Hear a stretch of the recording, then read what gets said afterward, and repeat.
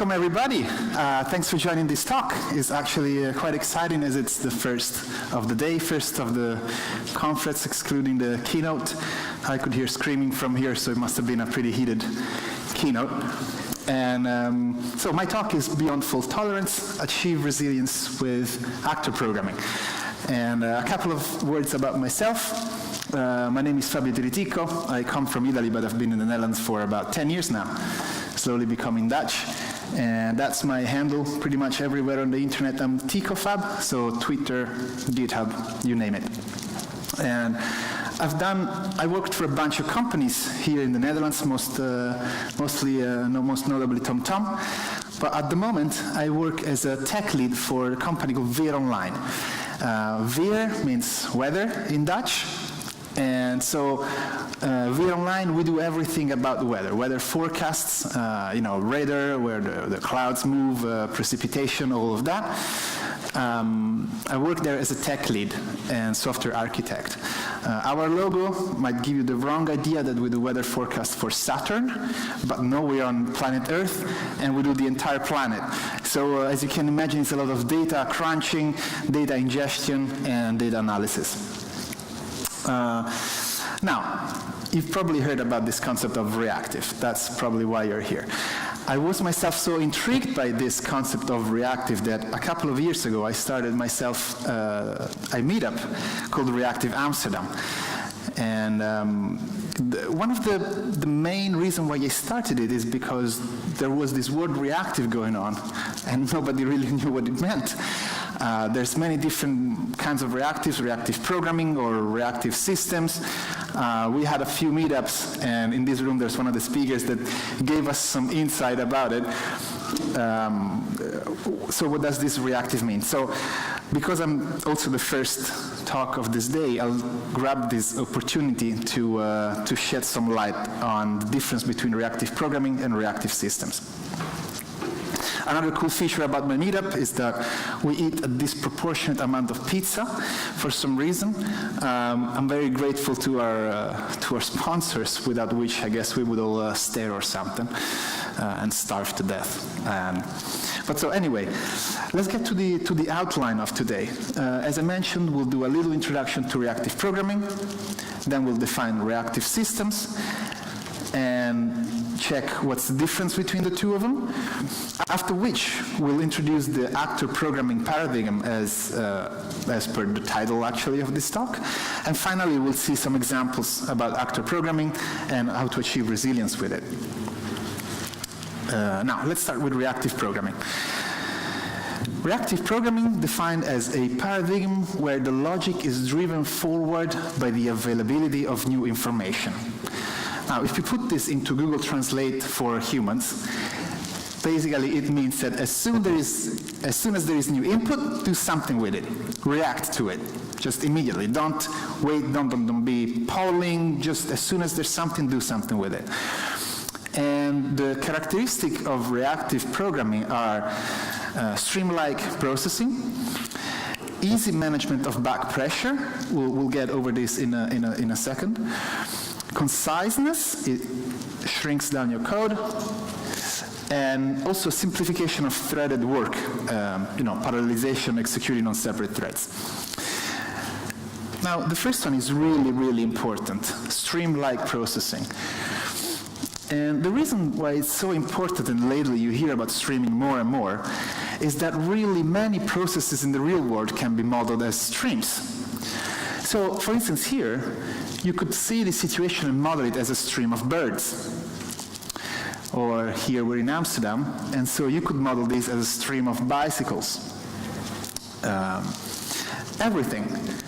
This, in a supermarket, would be a stream of customers that wait for the counter.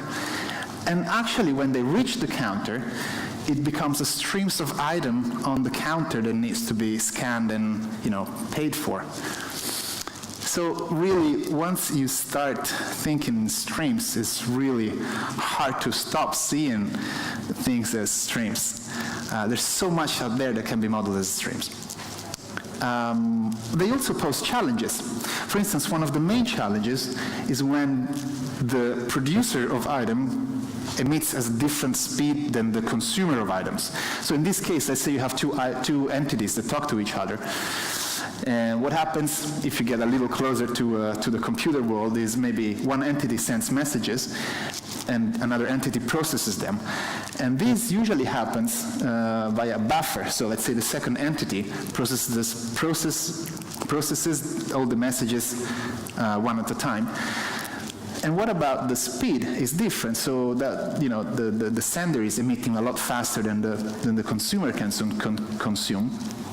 What you get most frequently is that eventually the buffer will fill up, and then you end up in a buffer overflow situation which you want to avoid. Now here is the concept of back pressure. The concept of back pressure is when a slow receiver can tell the sender to please slow down because I can't take it anymore. Yeah, so somehow can say, dear sender, please slow down. I can't keep up. And there's many ways to do this in the computer world. But even if we go back to this situation, now you see it. She is in total control of the back pressure because she can only, she's in charge of the belt that moves. So if she has too much work to do, she just won't move the belt. And then you have an issue because your buffer fills up and you don't know where to put your items on the belt because you're out of room. So this is an example of back pressure. Now, if we go a little bit again into our software world, let's see an example of reactive programming. Using these libraries, there is a family of library called Reactive X. They really are very cross-technology, so you have Reactive Java, Reactive Swift, Reactive JavaScript, any kind of languages is there. Now this one, I'll show you something from Reactive Java on Android, because I've been a mobile developer for a long time. Now let's assume in Java we have a list of items. In this case, it's a list of cats. Well, the Eric's Java library has a method called static method from the object observable that lets you create a stream from any iterable. So in this case, this will generate a stream of cats that will be emitted one by one. Now, once you have created this stream, you can use a lot of different filters to operate on the stream, modify it, for instance. So in this case, this operation filter will only let items propagate if the cat is white. Then there's another kind of filter, is map. So for each item that receive, it will actually transform it into something else. Here we're doing fetch picture. That sounds like a network, could be a network operation, so kind of dangerous. Here, another map. We take a picture, we apply a filter. And once you've programmed all of your stream manipulation, you can subscribe to the stream, sorry. And then do something with the picture that you got in the end, for instance. So it's important here to note that when you do this map operation here, and you transform a cat in its picture, basically, so the input for the next item will be a picture. It won't be your cat object, it will be the picture of that cat, and so forth all the way down the stream. Now, at this point, we mentioned that it was very easy to do threading, and we see that we probably need to do some threading because this is a network operation. Maybe apply filter is a heavy operation. Well, Reactive Java makes it really easy, as you can just specify subscribe on, and then you give new thread. So everything that comes after will be executed on a new thread. But then at some point you want to come back to your main thread, especially on Android, maybe to do UI manipulation, and that's when you do observe on, and then here main thread. Now this is very simple, obviously, just an example, but it's really, really powerful. And also we mentioned the back pressure. So maybe, I don't know, we have a limited amount of connections available, so we want to just slow down back pressure or something. Well, there you go. You get another method there. You can just specify different methods to apply back pressure, what the buffer size and all that. So yeah, here we go. We get stream-like processing, conciseness, like if you try to do all this with regular Java, it's a lot longer, simplification of threaded work, and easy management of back pressure. All right, so this was a very concise introduction to RX Java. Now let's look at reactive systems and what they are. Reactive systems strive to increase productivity and make sure that development and maintenance of components reduce the accidental complexity to a minimum. Once again, we ask Google Translate for some human-readable thing, and what we can extract from here is two things. For software architects, the message is reactive systems help you increase productivity, facilitate development and maintenance of your system, and reduce the accidental complexity. For a company as a whole, though, the goal is to improve agility, which is the ability to react quickly and appropriately to change. So you can already see that while reactive programming was about a sort of low-level implementation, here we're more of an abstract scale. These reactive systems are defined by a few reactive principles, which define a way of thinking about software architecture in modern and distributed environment, where, in these complex systems, the interaction between the parts is what makes the difference. Now, these principles were introduced just as an historical context. They were introduced around 2013, when the numbers of total users of the internet was growing, and now this graph stops at 2015 actually, but I'm sure the trend continued like that. These principles are expressed in this Reactive Manifesto.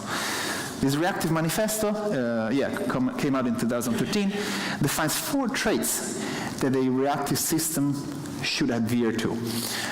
The first one is it should react to its users, and so it needs to be responsive. And when I say user, it's not only a human, it could be just another service that consumes your APIs, for instance. It should be resilient.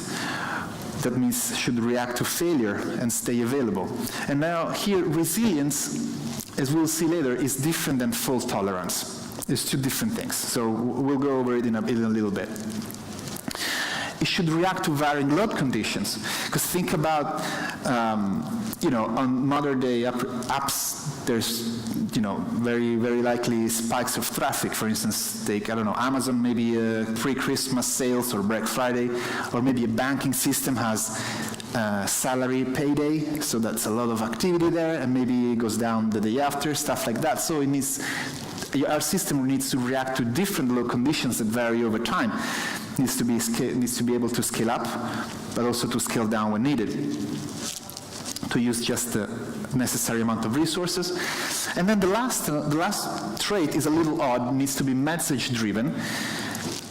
You can say its component must react to inputs, and it is a little odd, but we'll go over it in a minute. So, if you are curious, those are the author of the Reactive Manifesto, and we can display it and show it like this. The values that we want to achieve, our system is to be responsible, maintainable, and extensible. The means, how we get there, to have an elastic and resilient system, which is powered by a message-driven architecture. And message-driven is different than event-driven. We'll go over it in a second.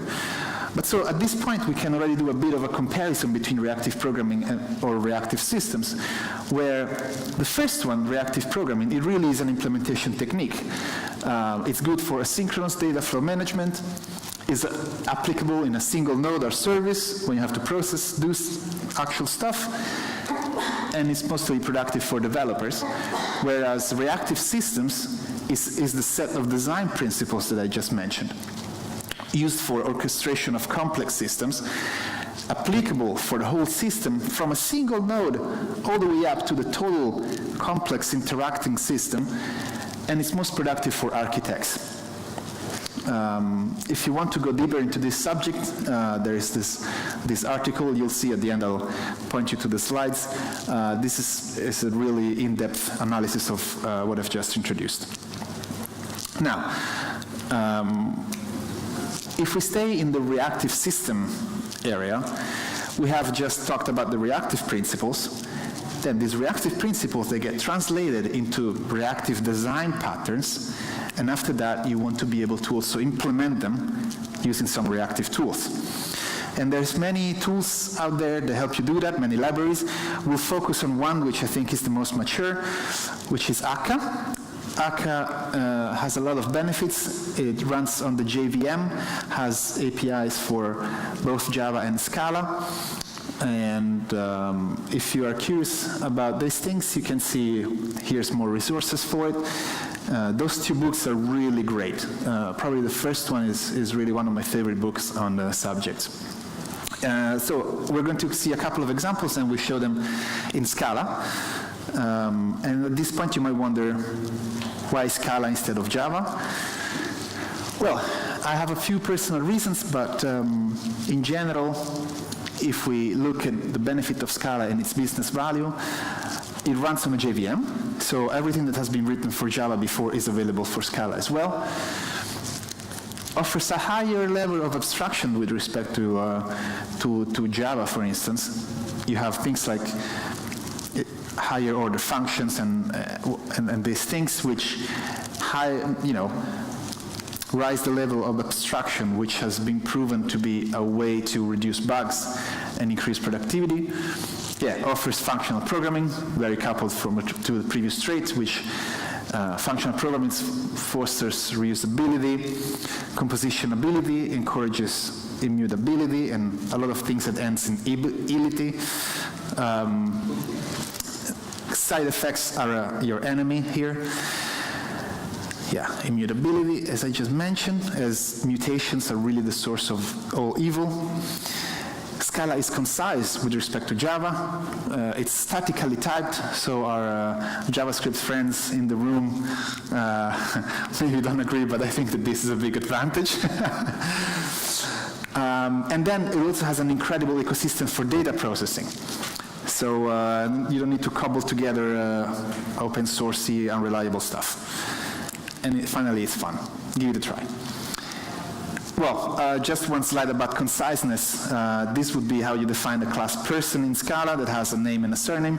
This would be the Java equivalent. And so, conciseness is less code, which is simpler to understand, less bugs, less expensive, and enables faster innovation and change. I did myself a comparison. I wrote the same exact thing in Java and Scala, and I can't really see it, but in Scala it's about 1/3 of the length that it was in Java. But anyway, this was my little Scala declaration. If you want to get even deeper in the reasons to use Scala, there's this whole list of things. Don't even try to read it. But if you want to get deeper, there's this great book. It's really, really cool about these things. But anyway, now that we have set Scala, we can finally see what is actor programming model.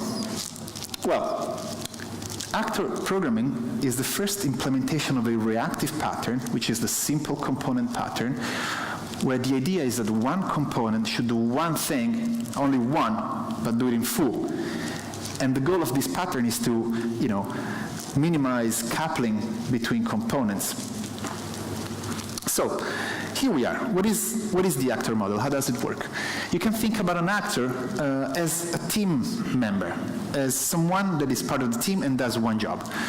So in this case, we have two actors, and we can add another actor if we want. We can add as many as we want. In fact, Scala is able to handle millions of actors at the same time. And the really cool thing about actors is that they can send messages to each other. So you can have a system where actors exchange messages between each other, and they cannot access each other's internal state. That's the thing. Each actor contains state and behavior logic. So for instance, maybe this actor here, this actor number 3, contains a counter that counts the number of messages that it received. Well, it has also a mailbox to receive and send messages, and all the communication between actors happens via messages. Which means that, let's say in Java, you would do something like this. My actor 3 get counter, or something like that. Or you can't do this. You really can't. The only way you can do this is ask an actor, how many messages have you received? And then it will send you a message back, say, hey, I got 2 messages. This is really crucial as,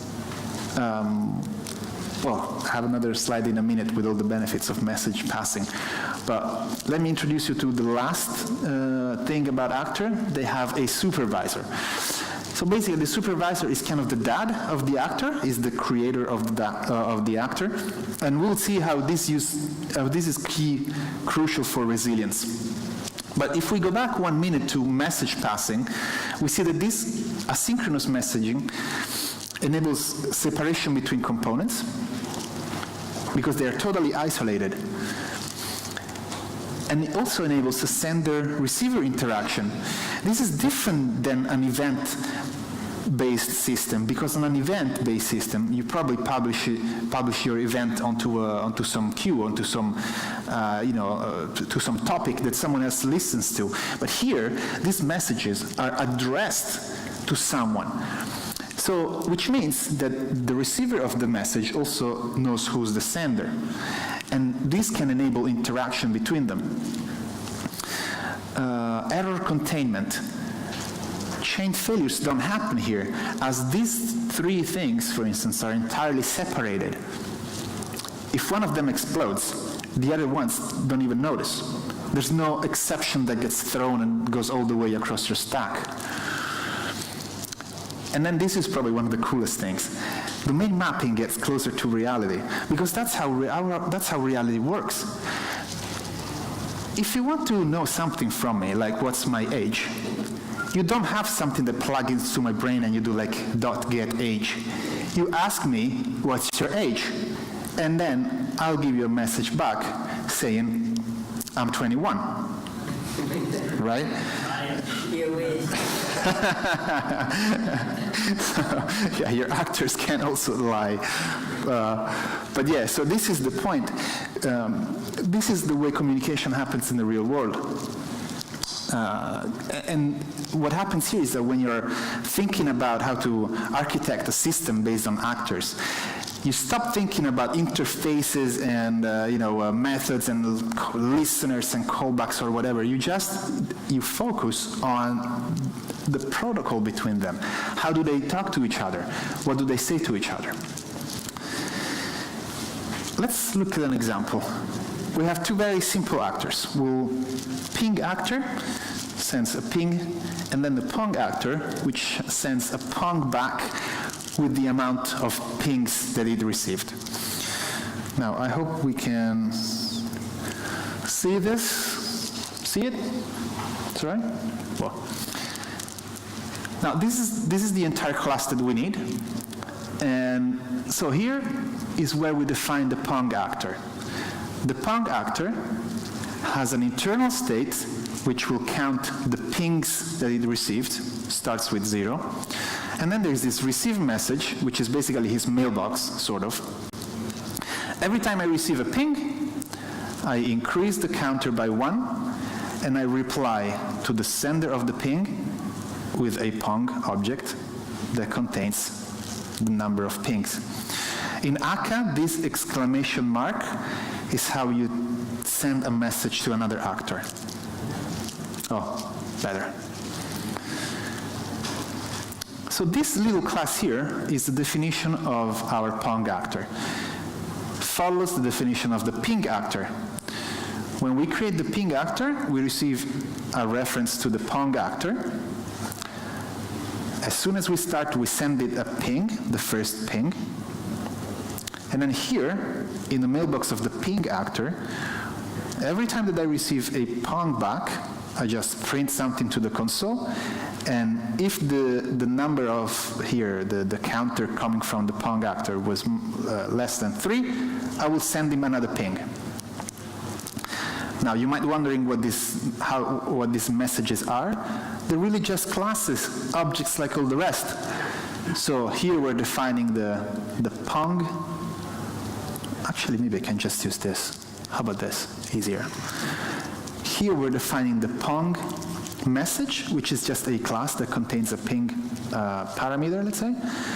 This ping has no parameter, and this is it. This app here is our main, if you want, your entry point, where we just instantiate the actors. So we first created the Pong actor, there it is, and then we create the ping actor, passing to him the address of the Pong actor. Now, let's see how this works in practice.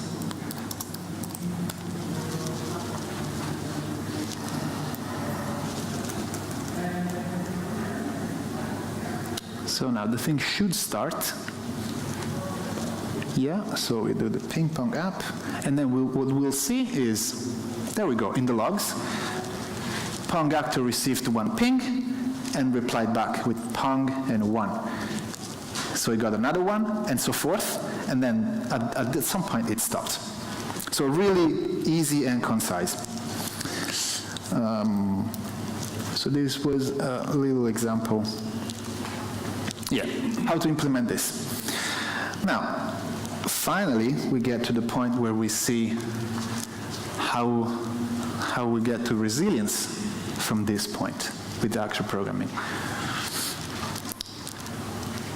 The let it crash is another reactive pattern which says it's probably better to restart a component fresh rather than trying to recover from a sketchy situation where the state is all mixed up.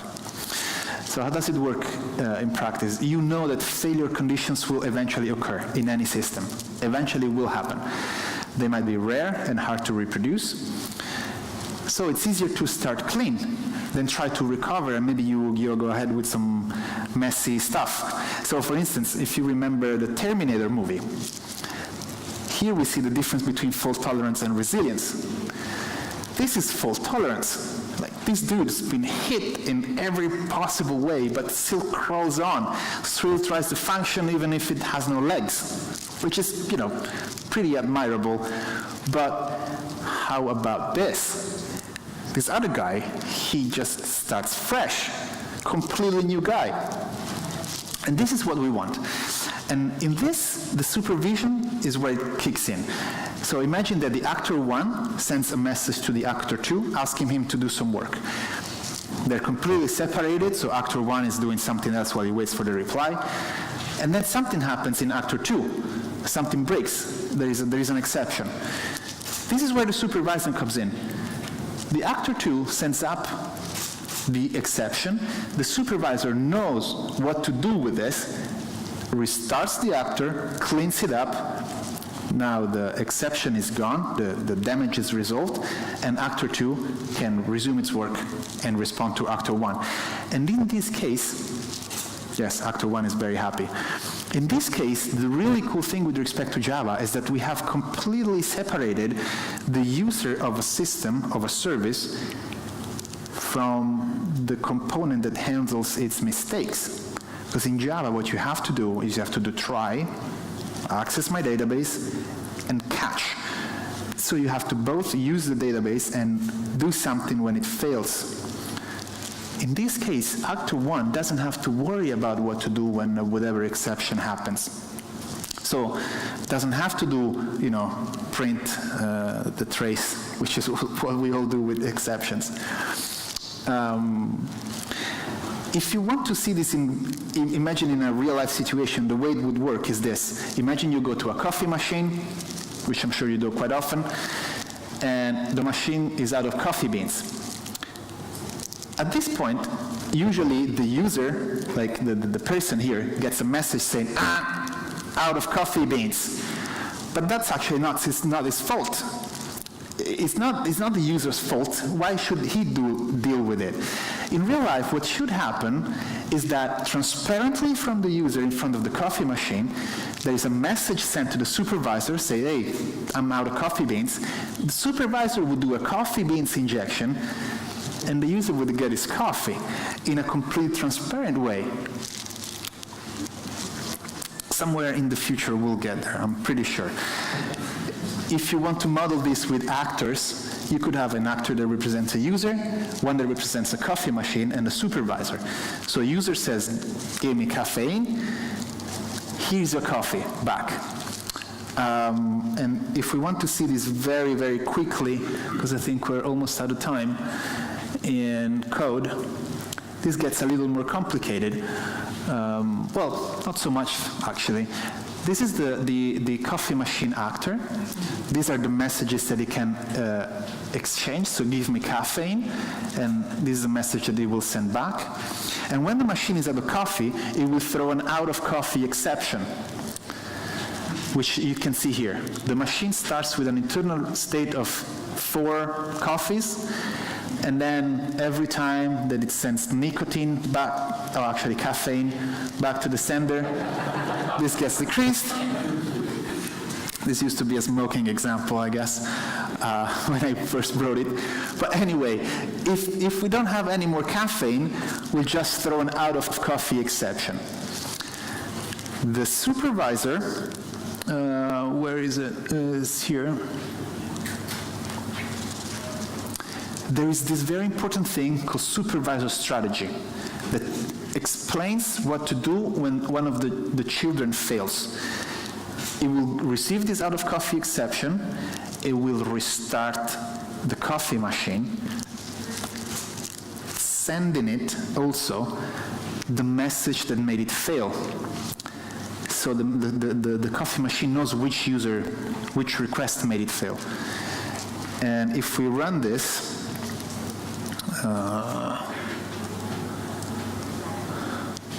you will see that the user will receive his coffee without knowing that an exception happened. So what you see is that every time that the user gets a cup of coffee, asks for another one after 2 seconds. And here we had an exception. Let me stop this. So here, this is the point where the machine threw an out of coffee exception, which was caught, let's say, by the supervisor, and you see it up here. So the supervisor received it, coffee machine failed, restarted it. When the machine starts, has already a reserve of 4 coffees, and it sent it to the user.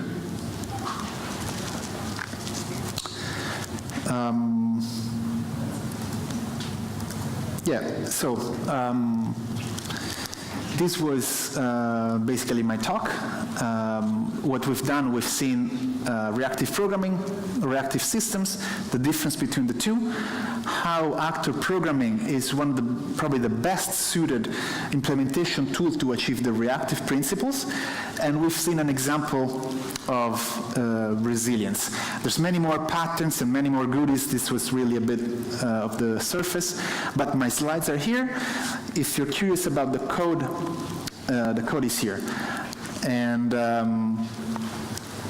please get in touch if you're curious about working with this stuff. We use this stuff a lot. Please get in touch with me or just about anything else, questions. And this was it for me today. Thank you guys for attending.